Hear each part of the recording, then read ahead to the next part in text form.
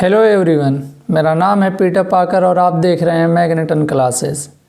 आज है हमारे आरंभ सीरीज़ का लेक्चर 8, जिसमें हम करने वाले हैं एक नए चैप्टर का आरंभ, दैट इज़ द्विघात समीकरण, जो कि हमारा चैप्टर नंबर 4 है। पिछले 7 लेक्चर में हमने 3 चैप्टर को समाप्त कर दिया है।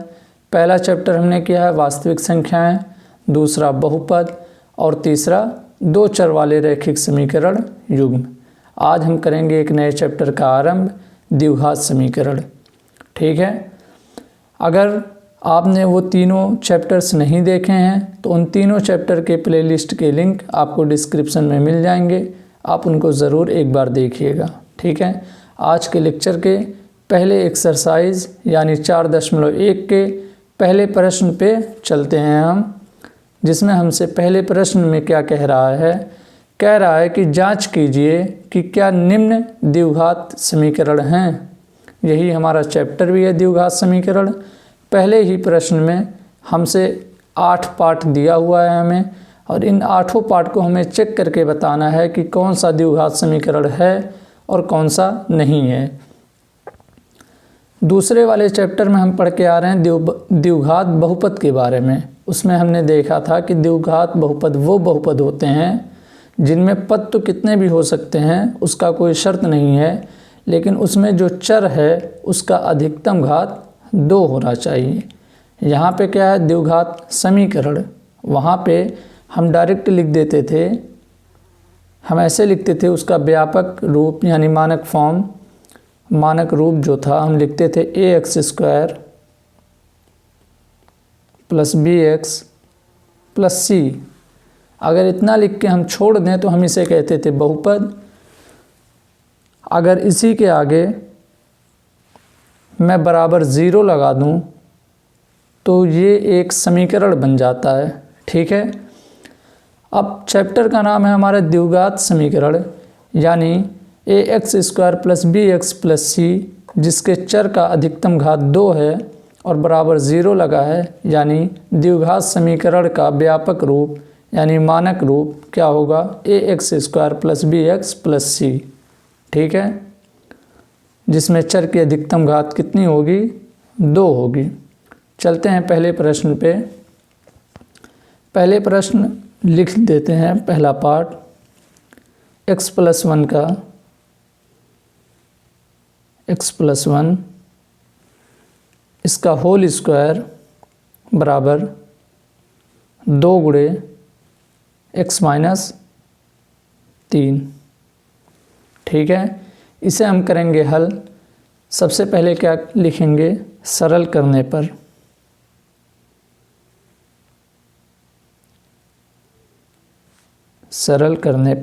ठीक है, इसे हम सरल कैसे करेंगे। हमारे पास बाएं पक्ष की तरफ है x-1 का होल स्क्वायर। हमें a + b के होल स्क्वायर का फार्मूला याद होना चाहिए, जिसका होता है a + b का होल स्क्वायर का फार्मूला होता है a² + b² + 2ab। मैं लिख रहा हूँ a², a क्या है, x है तो हो गया x² + b², b की जगह पे क्या है, 1 है तो 1 का स्क्वायर 1 ही रहेगा। ठीक है, प्लस 2ab। मैं जब यहाँ पे 2ab लिखूँगा तो 2 गुणे a कितना है, x, और b क्या है, 1 है। ठीक है, जिसे मैं डायरेक्ट 2x भी लिख सकता था, लेकिन पहला प्रश्न का पहला पार्ट है, इसलिए मैं तोड़ के बिल्कुल समझा के लिख रहा हूँ। दूसरे वाले को जब सरल करेंगे तो 2 का गुणा एक बार तो x में होगा, क्योंकि ये 2 इन दोनों का गुणनखंड है। एक बार तो x में होगा और एक बार -3 में होगा, तो यानी 2 का गुणा 2 बार होगा। पहली बार जब हम x में करेंगे तो 2 गुणे x कितना हो जाएगा, 2x, और जब -3 में करेंगे तो हो जाएगा -6। इसे इधर उधर एडजस्ट करेंगे, हम लिखेंगे एक ही तरफ लाके सारे पदों को। मैं लिखूँगा x² जो कि बाएं पक्ष की तरफ पहले से ही था, + 2x, ये भी पहले से ही है, +1। ठीक है, इन चीज़ों को मैं यहाँ लिख दिया।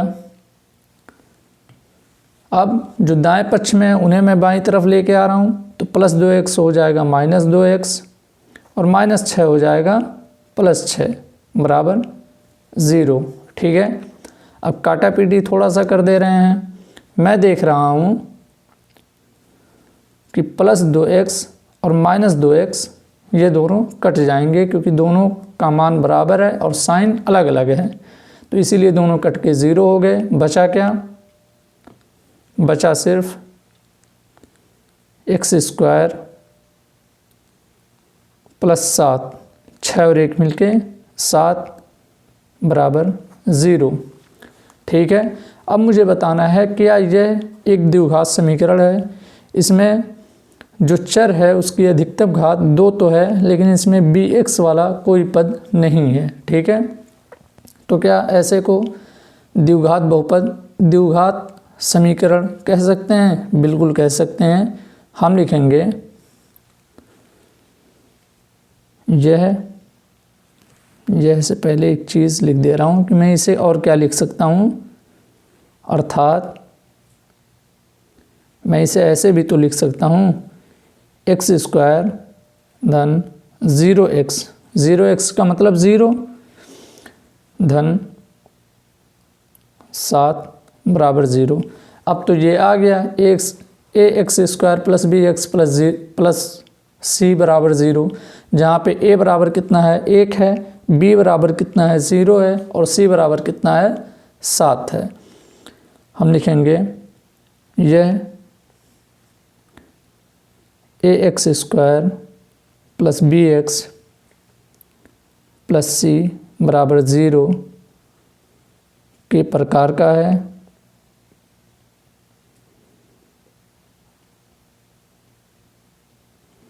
इसलिए यह एक द्विघात समीकरण होगा, द्विघात समीकरण होगा। ठीक है, और इसी के साथ पहला पार्ट हमारा कंप्लीट हो गया। बहुत छोटे छोटे से प्रश्न हैं इसमें। दूसरा पार्ट अगर मैं करवाऊँ सॉल्व,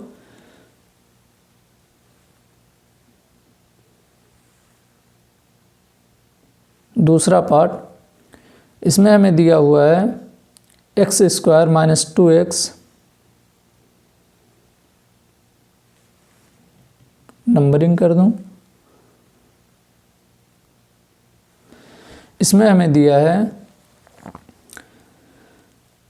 x² - 2x बराबर -2 3 - x। इसे भी करेंगे सरल, लिखेंगे सरल करने पर। मैं डायरेक्ट कर दे रहा हूँ, आप लोग लिख लीजिएगा। x² - 2x तो ऐसे ही रहेगा, -2 का जब 3 में मल्टीप्लाई करेंगे तो कितना हो जाएगा? माइनस प्लस मिलके माइनस, 2 3 6, और -2 का जब -x में करेंगे तो माइनस माइनस मिलके क्या होता है? प्लस, और 2 गुणे x कितना हो जाएगा? 2x। इसे करेंगे एडजस्ट, इधर है x² - 2x, उन दोनों पदों को इस तरफ लेके आऊँगा, +2x का हो जाएगा -2x और -6 का हो जाएगा +6, इस तरफ बचा 0। ठीक है, मैं देख रहा हूँ -2x -2x दोनों सेम साइन के साथ हैं और दोनों के चर का घात बराबर है, तो क्या होगा? वो दोनों जुड़ जाएंगे। कितना हो जाएगा? x² - 4x + 6 बराबर 0। ठीक है, क्या यह एक द्विघात समीकरण है? ये तो बिल्कुल है, इसमें तो कोई bx वाला चोचला भी नहीं है। हम लिखेंगे अर्थात लिखने का इसमें ज़रूरत ही नहीं है। यह ax² + bx + c बराबर 0 के प्रकार का है।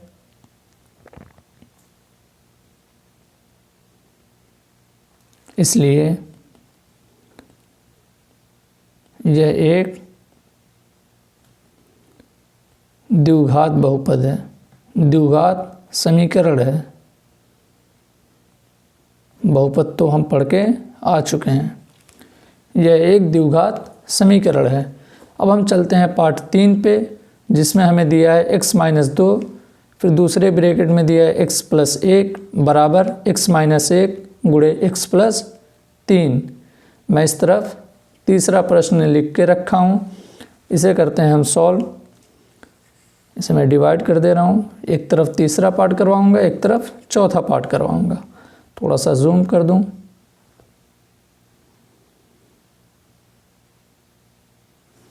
x - 2 गुणे x + 1 बराबर x - 1 गुणे x + 3। इसे भी हम करेंगे सरल।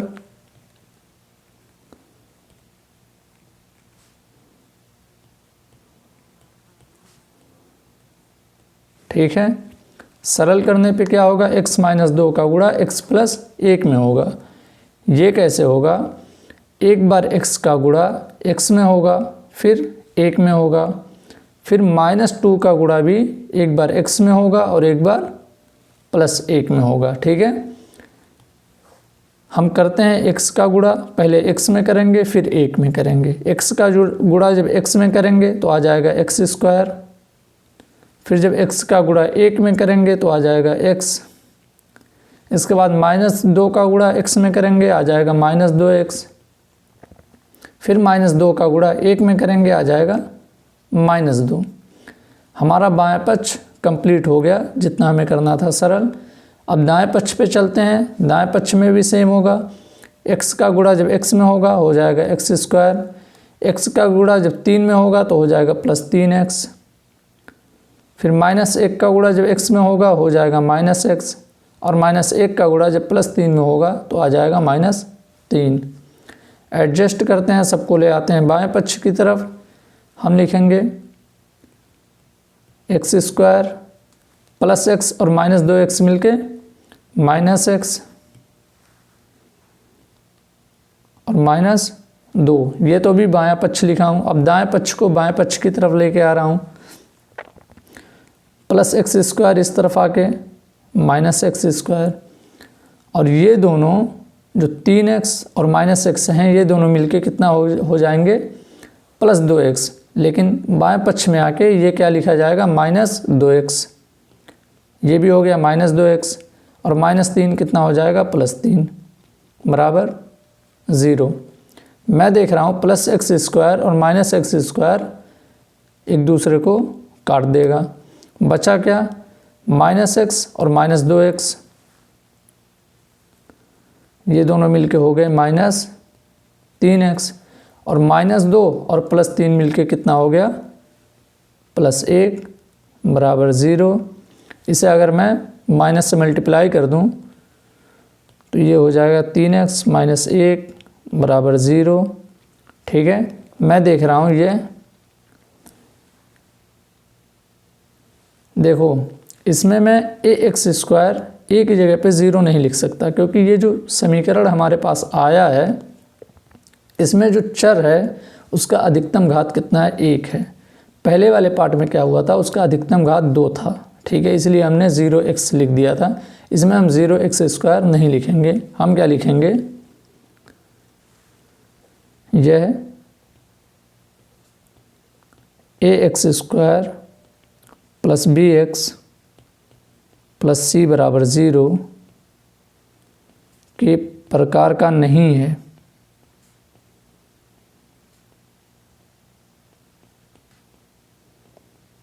नहीं है। अगर हम सब में 0 से मल्टीप्लाई करके कुछ भी लिखने लगेंगे फिर तो ये सवाल ही नहीं बनेगा कौन सा द्विघात समीकरण है कौन सा नहीं। जो नहीं होगा उसमें भी हम 0x² से मल्टीप्लाई करके लिख देंगे, लेकिन 0x² का कोई अस्तित्व नहीं है, वो 0 ही है।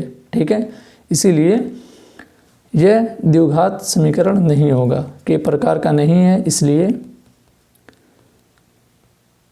यह द्विघात समीकरण नहीं है। ठीक है, इसी के साथ तीसरा पार्ट भी कंप्लीट हुआ। चौथे पार्ट पे चलते हैं। चौथे पार्ट का हमारा प्रश्न है x - 3 गुणे 2x + 1 बराबर x गुणे x + 5। इसमें भी मैं डायरेक्ट कर रहा हूँ मल्टीप्लाई। x का जब गुणा 2x में करूँगा हो जाएगा 2x²। x का गुणा 1 में करूँगा तो हो जाएगा +x। फिर -3 का गुणा जब 2x में करूँगा तो हो जाएगा -6x। फिर -3 का गुणा जब 1 में करूँगा तो हो जाएगा -3 बराबर का साइन, x का गुणा x में करेंगे हो जाएगा x²। x का गुणा 5 में करेंगे आ जाएगा 5x²।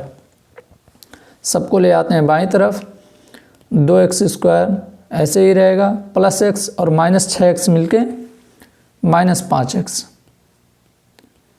और -3। ये तो अभी सिर्फ बायां पक्ष हुआ है। अब दाएं वाले को जब बाएं की तरफ लेके आऊँगा तो +x² कितना हो जाएगा -x² और +5x कितना हो जाएगा -5x। दाएं तरफ बचा 0। मैं देख रहा हूँ +2x² और -x² कितना हो गया x², -5x और -5x दोनों सेम साइन के साथ हैं, जुड़ गए -10x और -3 अकेले है, -3 लिख दिया बराबर 0।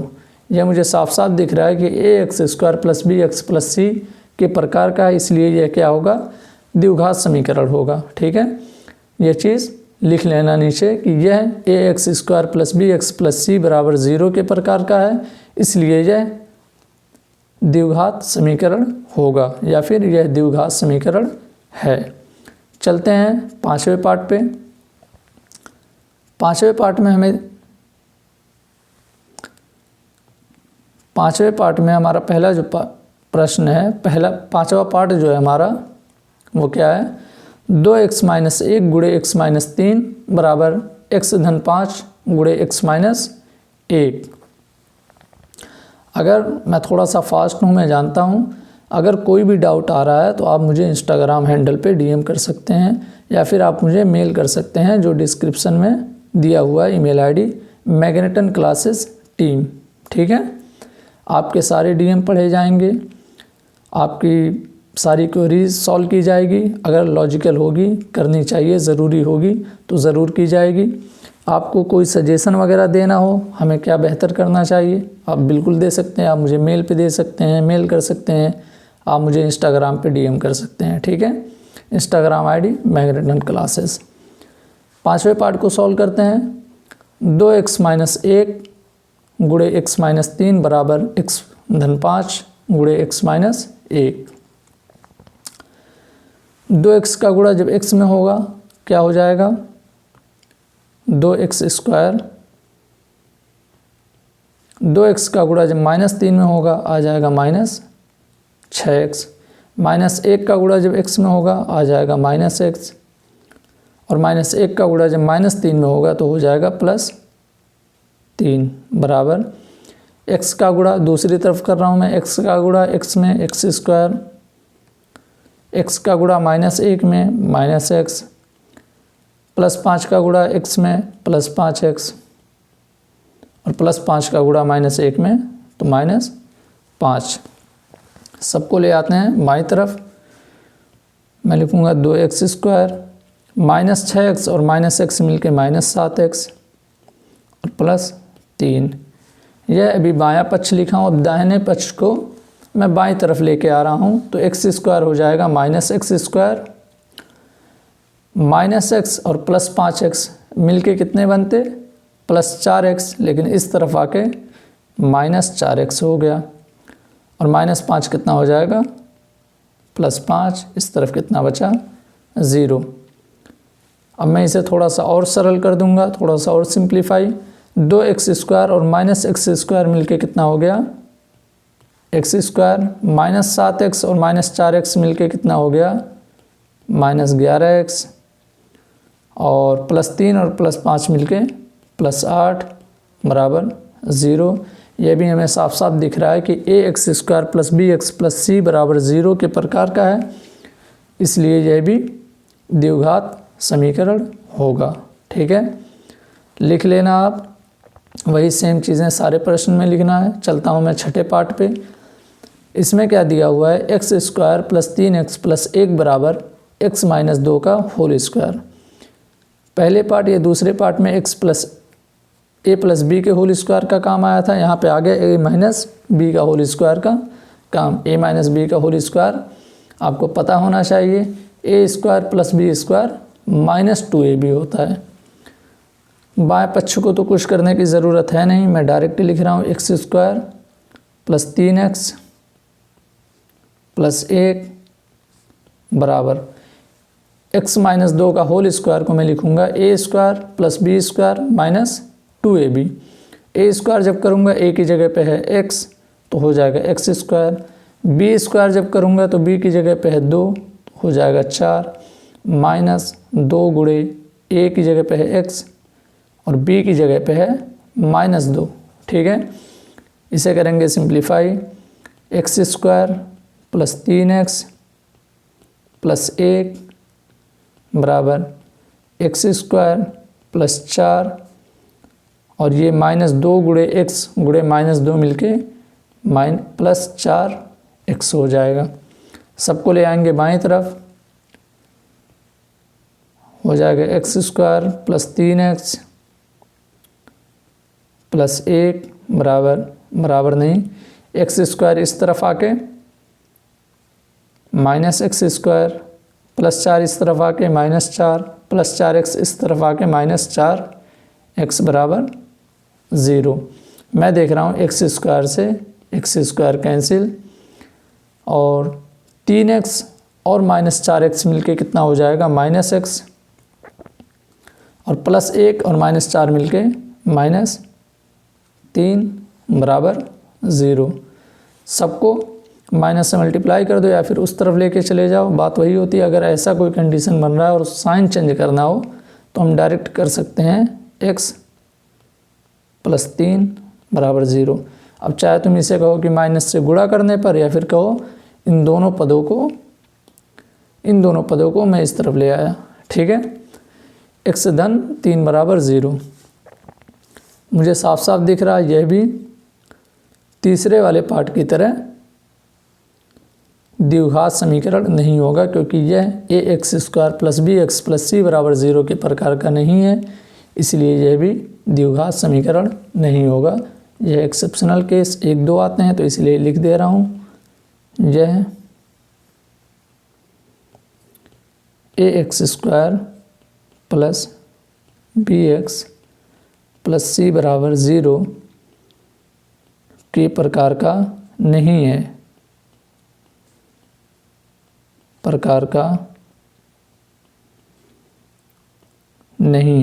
इसलिए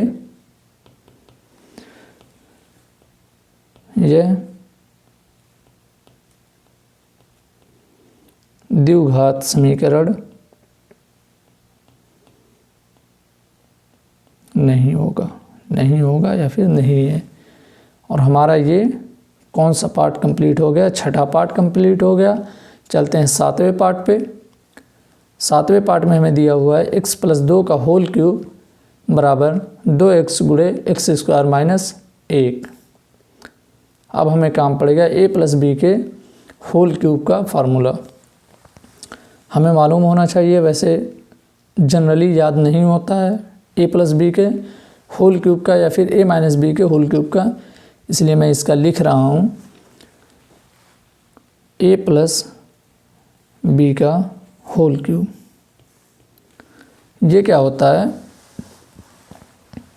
a cube plus B cube plus 3ab। ठीक है, ब्रैकेट में a प्लस बी। एक तो ये होता है, दूसरा क्या होता है, इसी चीज़ को हम गुणा कर देते हैं, सिंप्लीफाई कर देते हैं। हमारा दूसरा आ जाएगा a प्लस बी के होल क्यूब का फार्मूला। मैं लिखूँगा a cube plus B cube plus 3ab का गुणा जब a में करूँगा मैं तो हो जाएगा 3a स्क्वायर b, और 3ab का गुणा जब b में करूँगा तो हो जाएगा 3ab स्क्वायर। ये आ गया a प्लस बी के होल क्यूब का फार्मूला। अब हमारे लिए x प्लस 2 के होल क्यूब को सरल करना बिल्कुल ही आसान हो गया। कैसे करेंगे सरल, ए की जगह पे है x और b की जगह पे है 2, तो जहाँ जहाँ a है वहाँ वहाँ x लिख देंगे, जहाँ जहाँ 2 है वहाँ वहाँ 3 लिख, जहाँ जहाँ 2 है, जहाँ जहाँ b है वहाँ वहाँ 2 लिख देंगे। मैं लिख रहा हूँ उसे सिंप्लीफाई करके, एक्स क्यूब a की जगह पे x, तो एक्स क्यूब प्लस b की जगह पे 2, तो हो गया b 2 का क्यूब 8 प्लस 3 a स्क्वायर यानी एक्स स्क्वायर गुणे b की जगह पे 2 प्लस 3 a की जगह पे x और b की जगह पे 2 का स्क्वायर करूँगा तो गुणे 4। ये तो सिर्फ बायां पक्ष है। भी दाएं वाले को करूँगा 2x का गुणा जब x स्क्वायर में होगा हो जाएगा 2x क्यूब, 2x क्यूब, और 2x का गुणा जब -1 में करूँगा तो हो जाएगा -2x। सबको ले आऊँगा एक तरफ, मैं लिखूँगा एक्स क्यूब प्लस 8 प्लस ये कितना हो जाएगा 3 दूनी 6 एक्स स्क्वायर, 6x स्क्वायर, और ये कितना हो जाएगा 12x, 12x, ठीक है। और ये 2x क्यूब इस तरफ आएगा तो हो जाएगा -2x क्यूब, और -2x इस तरफ आएगा तो कितना हो जाएगा +2x। बाकी इस तरफ अब कितना बचा 0। अब इसे थोड़ा सा और सरल कर देते हैं, जैसे एक्स क्यूब और -2x क्यूब मिलके -x क्यूब बना देगा। 6x स्क्वायर अकेला है तो डायरेक्ट 6x स्क्वायर, फिर 12x और 2x मिलके 14x, ठीक है। उसके बाद सिर्फ बचा 8 जो मैं लिख दूंगा +8 बराबर 0, ठीक है। ये हो चुका है इतना। चाहूँ तो मैं ये माइनस हटाने के लिए माइनस से गुणा कर सकता हूँ, या फिर दोनों को सबको उस तरफ लेके चला जाऊँ तो हो जाएगा x cube -6x square -14x -8 बराबर 0 हो जाएगा, ठीक है। मैं देख रहा हूँ यह ax square plus bx plus c बराबर 0 के प्रकार का नहीं है। वैसे भी मैं देख रहा हूँ कि इस समीकरण के चर का अधिकतम घात 3 है। जब 3 है तो ये द्विघात समीकरण हो ही नहीं सकता, या तो त्रिघात समीकरण हो गया। जबकि हमसे क्या पूछा है, द्विघात समीकरण। हम लिख देंगे, ये भी एक्सेप्शनल केस आ गया। यह ax square plus bx plus c बराबर 0 के प्रकार का नहीं है।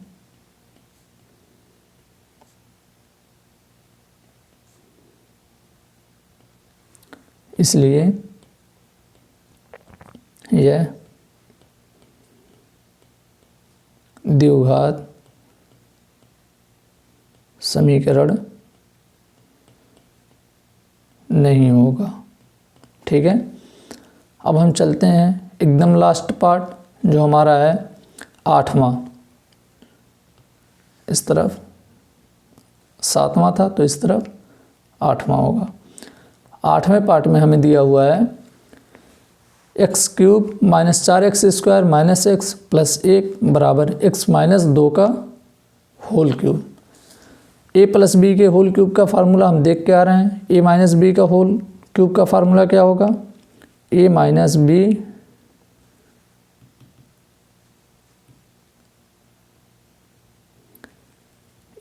बी के होल क्यूब का फार्मूला होगा a cube -b cube -3ab bracket में a प्लस b। सेम उसकी तरह a प्लस b नहीं होगा, a माइनस b। उसमें हर जगह प्लस प्लस था, इसमें हर जगह माइनस माइनस है। अब दूसरा वाला फार्मूला बनाने के लिए इसे मल्टीप्लाई कर देंगे, सिंप्लीफाई कर देंगे, सरल कर देंगे, ठीक है। इस चीज़ को हमारा दूसरा वाला फार्मूला आ जाएगा a माइनस बी के होल क्यूब का a cube minus B cube -3ab का गुणा जब a में करेंगे तो हो जाएगा -3a²b। और यहाँ पे याद करने वाला है कि -3ab का गुणा जब -b में करेंगे तो हो जाएगा +3ab²। अगर आप ये वाला फार्मूला याद करते हैं तो उससे ये बना सकते हैं, कभी भी कहीं भी भूलने का चांस नहीं है।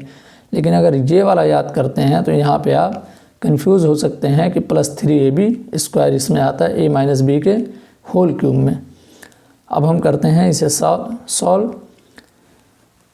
बाएं पक्ष की तरफ तो कुछ करने की ज़रूरत नहीं है, मैं उसे डायरेक्ट लिख दे रहा हूँ।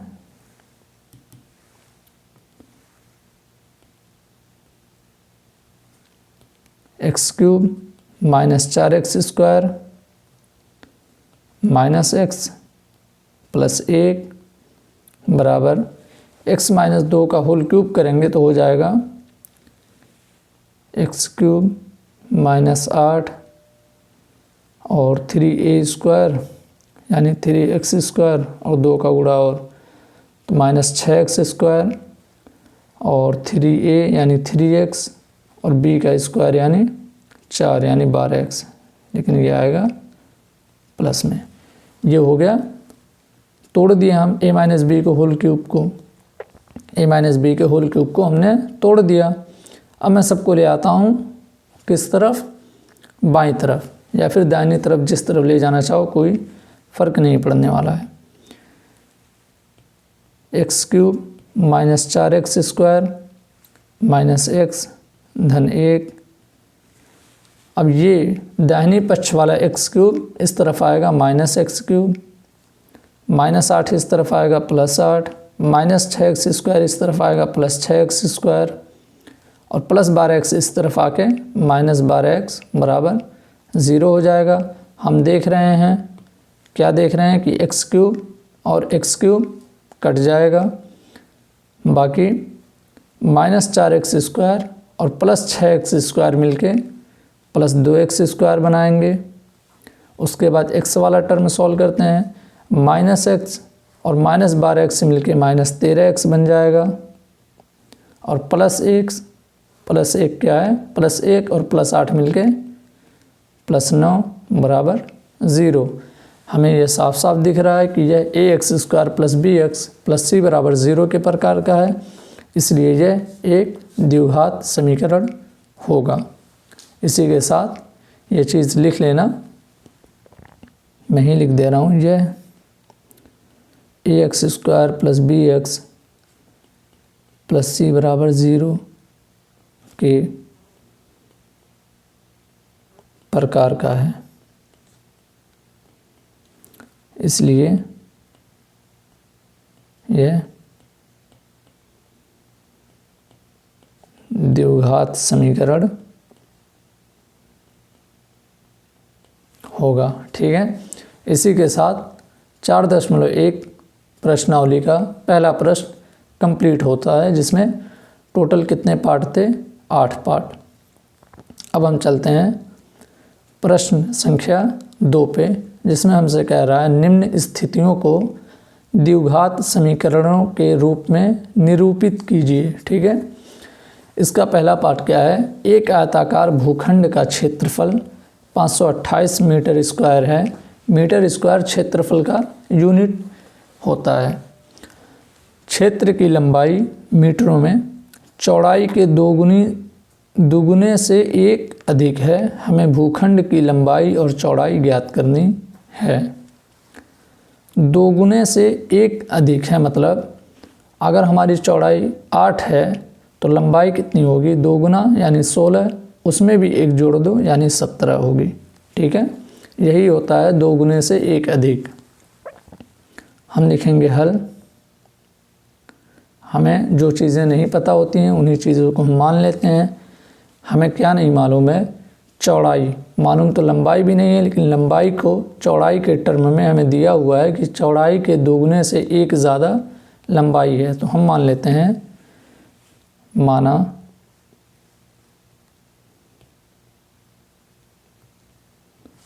भूखंड की चौड़ाई कितनी है, x क्या, मीटर। ठीक है, ये मीटर यूनिट है। तो लंबाई कितनी होगी,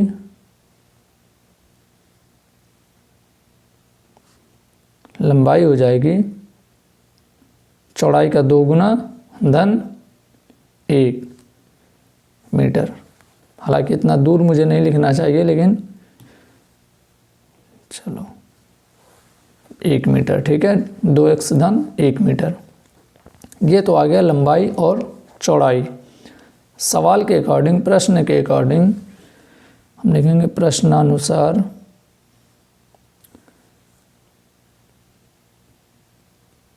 हमें दिया हुआ है कि जो आयताकार भूखंड है उसका क्षेत्रफल कितना है, 528 मीटर स्क्वायर। इसके लिए हमें पता होना चाहिए, क्या पता होना चाहिए कि आयत का क्षेत्रफल क्या होता है। पहले तो पता होना चाहिए आयत का डायग्राम कैसे बनाते हैं, हालांकि इतनी चीज़ें तो सबको मालूम होंगी।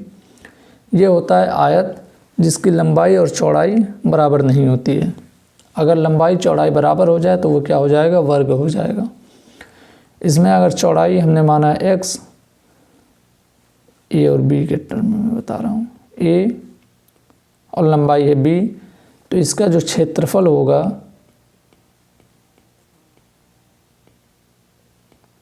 वो हो जाएगा a गुणे b।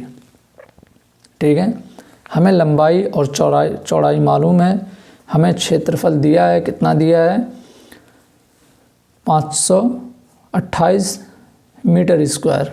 ठीक है,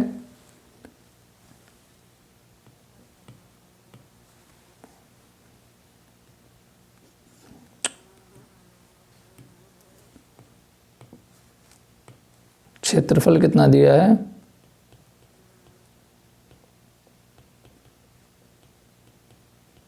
528 मीटर स्क्वायर। तो हम क्या लिख सकते हैं, लंबाई गुणे चौड़ाई बराबर 528 मीटर स्क्वायर, क्योंकि लंबाई गुणे चौड़ाई एरिया होता है, क्षेत्रफल होता है, और क्षेत्रफल का मान हमें दिया हुआ है 528 मीटर स्क्वायर। तो हम लिखेंगे x जो कि चौड़ाई है गुणे लंबाई कितना है, 2x धन 1, ये आ गया हमारा क्षेत्रफल, जो कि क्षेत्रफल का मान हमें दिया हुआ है 528 मीटर स्क्वायर। इसे हम करेंगे सिंप्लीफाई, x का गुणा 2x में तो हो गया 2x स्क्वायर, x का गुणा 1 में तो हो गया x, और 528 को उस तरफ से उठा के दूसरी तरफ लेके आएंगे, हो गया -528 बराबर 0। इसे सवाल में इसमें हमसे कह रहा है कि लंबाई और चौड़ाई ज्ञात करनी है। लंबाई और चौड़ाई कैसे निकालेंगे, x का मान निकालेंगे। x का मान हमने क्या माना है, चौड़ाई को। जो भी x का मान आएगा वो हमारी चौड़ाई हो जाएगी। और लंबाई निकालने के लिए हमने ये जो समीकरण बनाया है 2x धन 1, इसमें x का मान रख देंगे, हमारा लंबाई भी आ जाएगा। अभी हमने निरूपित कर दिया कि यह एक द्विघात समीकरण है। हम लिखेंगे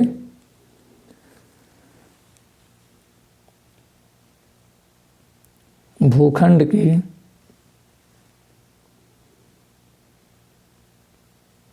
लंबाई तथा चौड़ाई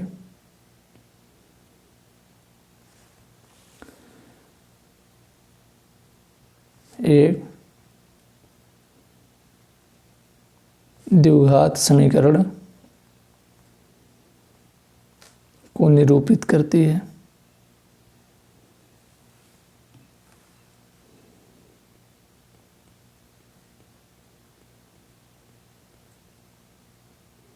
ठीक है, अब इसे कैसे सॉल्व करना है, जैसे बहुपद में शून्यक निकालते थे सेम उसी तरीके से इसे भी सॉल्व करना है। ठीक है, बाकी शून्यक निकालने के लिए मैंने स्पेशल एक वीडियो बनाया था, अगर वो वीडियोज़ आपने नहीं देखी हैं तो उसे ज़रूर देखना। उसमें मैं एक बहुत ही शानदार ट्रिक बताया हूँ कि बिना कॉमन ओमन लिए डायरेक्ट आप शून्यक बताएंगे कि कितना होगा। ठीक है, वो वीडियो देखना, ये सारे सवाल बिल्कुल ही आसान हो जाएंगे। इसका फैक्टर बीच वाले को तोड़ना है, बीच वाले को जहाँ तक मुझे याद आ रहा है कि 33 गुणे 32 में तोड़ना है, आ जाएगा 1056। ठीक है, बाकी एक बार अभाज्य गुणनखंड विधि से अगर नहीं समझ में आ रहा तो चेक कर लेना कितना आएगा। इसी के साथ दूसरे प्रश्न का पहला पार्ट भी कंप्लीट होता है। हम चलते हैं दूसरे पार्ट पे। दूसरे पार्ट में हमसे कह रहा है कि दो क्रमागत धनात्मक पूर्णांकों का गुणनफल 306 है, हमें पूर्णांकों को ज्ञात करना है। क्रमागत धनात्मक पूर्णांक जो होते हैं इन्हें हम इंग्लिश में कहते हैं कॉन्जिक्यूटिव नंबर, यानी एक के बाद अगला तुरंत वाला, यानी 5 के तुरंत बाद क्या है 6 है। ठीक है, तो 5 का क्रमागत धनात्मक पूर्णांक क्या होगा 6 हो जाएगा, 6 का क्या होगा 7 होगा, 7 का क्या होगा 8 होगा। तो हम मान लेते हैं कोई संख्या x है जो कि धनात्मक है, माना x एक धनात्मक पूर्णांक है, तो उसका क्रमागत धनात्मक पूर्णांक क्या होगा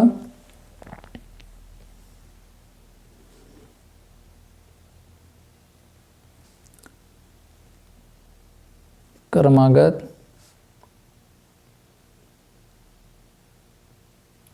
धनात्मक पूर्णांक हो जाएगा x में एक जोड़ देंगे, यही हो जाए जैसे 6 का 7 था तो 6 धन 1। हमें दोनों संख्याएं पता चल गई। हमें दिया हुआ है कि उनका गुणनफल कितना है 306 है, हम डायरेक्ट गुणा उनका कर दे रहे हैं और 306 के बराबर कर देंगे। सिंप्लीफाई करके देखेंगे एक इक्वेशन बनेगा, वो द्विघात समीकरण है कि नहीं है। ठीक है, क्या करना है हमें प्रश्नानुसार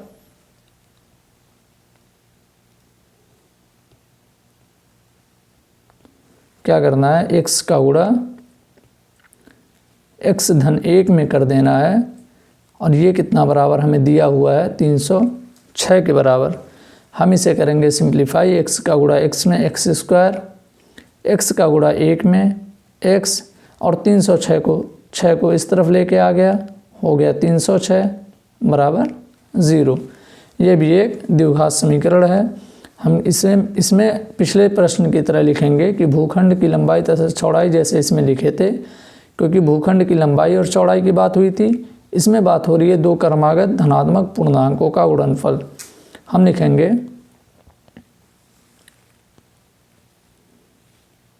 दो क्रमागत धनात्मक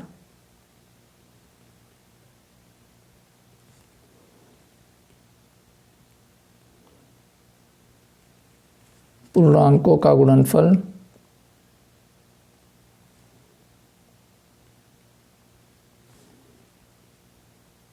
एक द्विघात समीकरण को निरूपित करता है।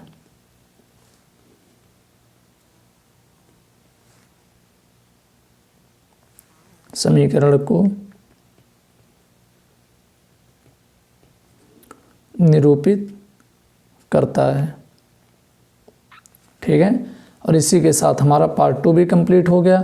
अब चलते हैं पार्ट 3 पे।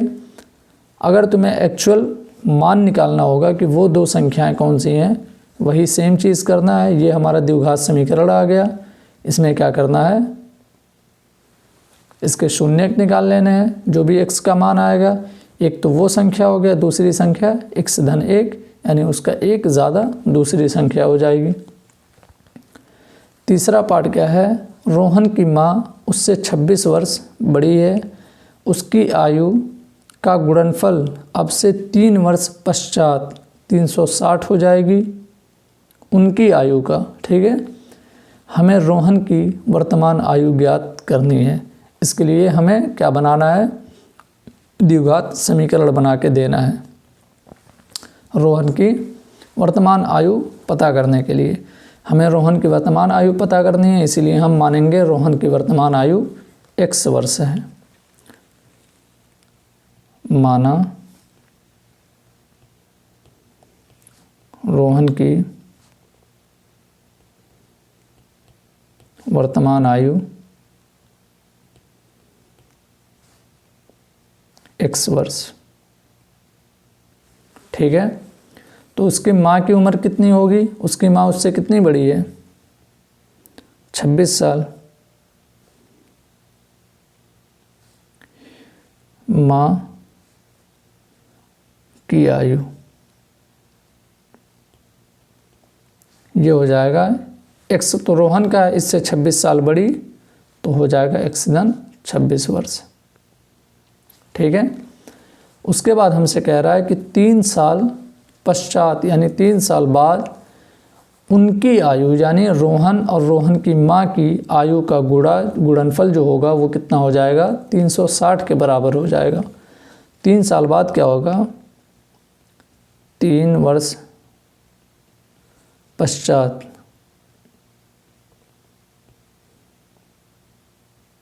क्या हो जाएगा, रोहन का जो आयु होगा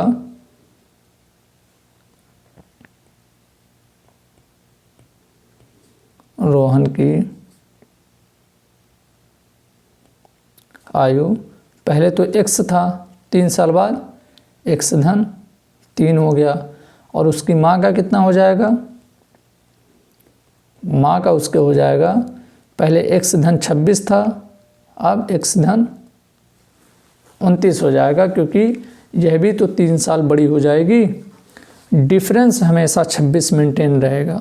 ठीक है, डिफरेंस हम अभी भी निकालेंगे दोनों की उम्र का, दोनों की आयु का, तो 26 ही आएगा, लेकिन उम्र तो माँ का भी बढ़ता रहेगा। 3 साल बाद 3 साल और बढ़ जाएंगे, तो इसीलिए 3 उसमें ऐड करेंगे, तो x धन 26 जो है x धन 29 में बदल जाएगा।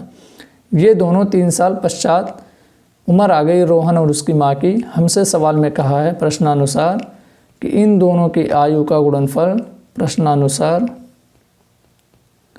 इन दोनों की आयु का गुणनफल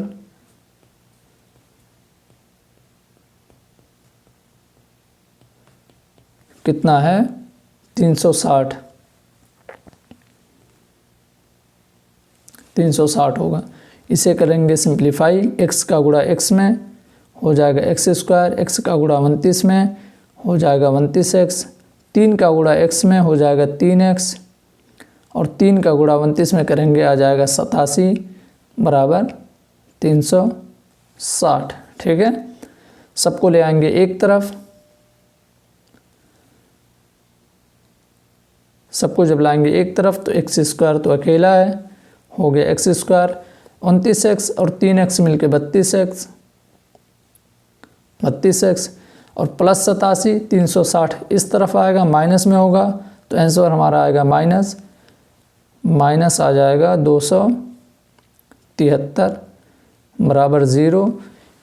ये भी एक द्विघात समीकरण आ गया। हम क्या लिखेंगे, रोहन तथा रोहन की माँ की आयु का गुणनफल एक द्विघात समीकरण को निरूपित करता है। ठीक है, रोहन तथा रोहन की माँ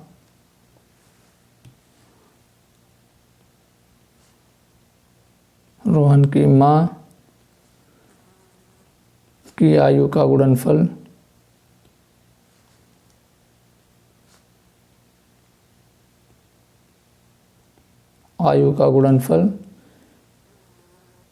एक द्विघात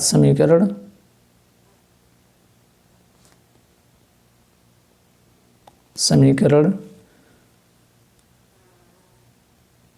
को निरूपित करता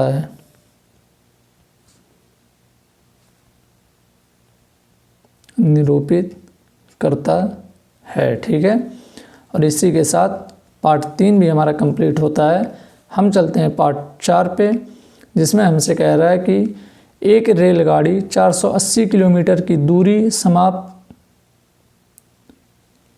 समान चाल से तय करती है। एक रेलगाड़ी 480 किलोमीटर की दूरी समान चाल से तय करती है। यदि इसका चाल 8 किलोमीटर प्रति घंटा कम होती तो वह उसी दूरी को तय करने में 3 घंटे अधिक लेती। हमें रेलगाड़ी की चाल ज्ञात करनी है। हमें सवाल में टाइम दिया हुआ है, 2 टाइम दिया हुआ है, एक्चुअल में 2 टाइम का डिफरेंस हमें दिया हुआ है, अंतर दिया हुआ है कितना, 3 घंटा। हमें क्या बताना है, रेलगाड़ी की चाल ज्ञात करनी है। असल में हमें वही द्विघात समीकरण बना के देना है। ठीक है, तो हमने माना, हमें चाल ही मानना पड़ेगा। माना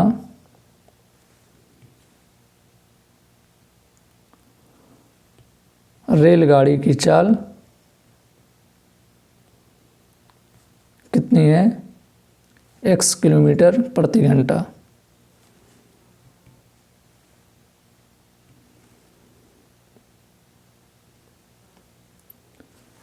ठीक है, हमें एक फार्मूला बचपन से ही पढ़ाया जाता है कि चाल बराबर दूरी बटा समय।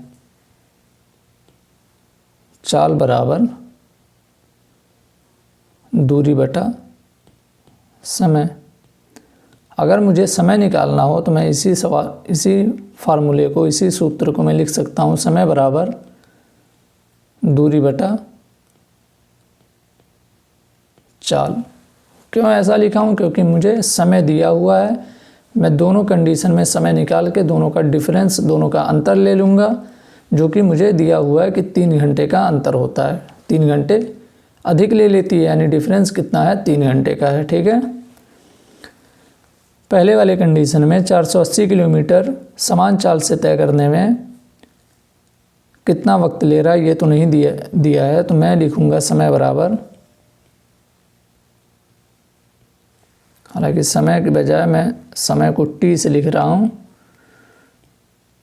t1, यानी पहले वाले कंडीशन में समय कितना है मुझे नहीं मालूम। समय बराबर दूरी कितना है, 480 किलोमीटर, और चाल कितना है, x किलोमीटर प्रति घंटा से, तो टाइम कितना लग रहा है, 480/x। ये तो आ गया पहला कंडीशन। दूसरे वाले कंडीशन में कह रहा है कि अगर 8 किलोमीटर प्रति घंटा कम होती है स्पीड, ठीक है, यानी अगर x है तो 8 किलोमीटर प्रति घंटा अगर कम होती, यानी x -8 अगर होती तो 3 घंटा ज़्यादा लग जाता। यानी t2 जो टाइम है वो मैं क्या लिखूँगा, 480, दूरी तो उतना ही है, स्पीड कितनी है, 8 किलोमीटर प्रति घंटा कम है, तो 8 मैंने घटा दिया। ये मैंने दोनों टाइम निकाल लिया। दोनों टाइम का अंतर मुझे दिया हुआ है 3 घंटे का, यानी अगर पहले 7 घंटे में पहुंच रहा था तो बाद में 10 घंटे में पहुंच रहा है, यानी दोनों का डिफरेंस 3 घंटे का है, यानी बाद वाला जो टाइम है वो ज़्यादा होगा, पहले वाला टाइम कम होगा। ठीक है, तो मैं लिखूँगा t2 - t1, क्योंकि बाद वाला ज़्यादा होगा। t2 - t1 यानी नीचे लिख दे रहा हूँ 480/x -8, ये तो हो गया t2, माइनस t1 कितना है, 480/x, और इन दोनों का डिफरेंस कितना है, 3 है। इसे हम करेंगे सॉल्व। इसे आसान करने के लिए 480 कॉमन ले लेता हूँ, 480 ले लिया कॉमन, ब्रैकेट में बचा 1/x -8 माइनस 1/x बराबर 3। मैं इसे 3 से डायरेक्ट काट दे रहा हूँ, कितनी बार जाएगा, 160 बार। ठीक है, अब क्या लिखूँगा मैं, 160 ब्रैकेट में, इसे सॉल्व करता हूँ क्रॉस मल्टीप्लाई करके, तो x का गुणा 1 में होगा, हो गया x, और x -8 का गुणा -1 में होगा, तो x का गुणा जब -1 में होगा तो आ जाएगा -x, और जब -8 का गुणा -1 में होगा तो हो जाएगा +8, और ये बटे में x -8 गुणे x। और इस तरफ जब 3 से मैं काटा हूँ, 3 को शिफ्ट नहीं किया हूँ एक तरफ से दूसरी तरफ, डायरेक्ट काटा हूँ, तो 3 एकम 3 इधर, 1 बचा रहेगा। इसमें मैं देख रहा हूँ क्या हो रहा है, x से x कट गया। ठीक है, अब कितना आया, 160 गुणे 8 बटे, इसे अगर नीचे वाले को हर को अगर सिंप्लीफाई करूँ तो x का गुणा x में x², और x का गुणा -8 में तो हो गया -8x बराबर 1। हर को दूसरी तरफ मल्टीप्लाई कर देंगे, बराबर में चला जाएगा, यानी 160 गुणे 8 बराबर x² 8x।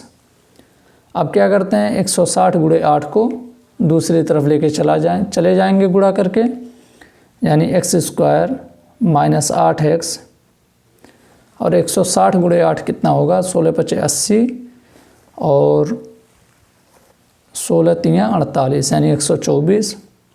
इस तरफ आके माइनस होगा, 1240 बराबर 0। यह भी एक द्विघात समीकरण बन गया है। क्या क्या हमें दिया हुआ था, रेलगाड़ी की चाल के बारे में।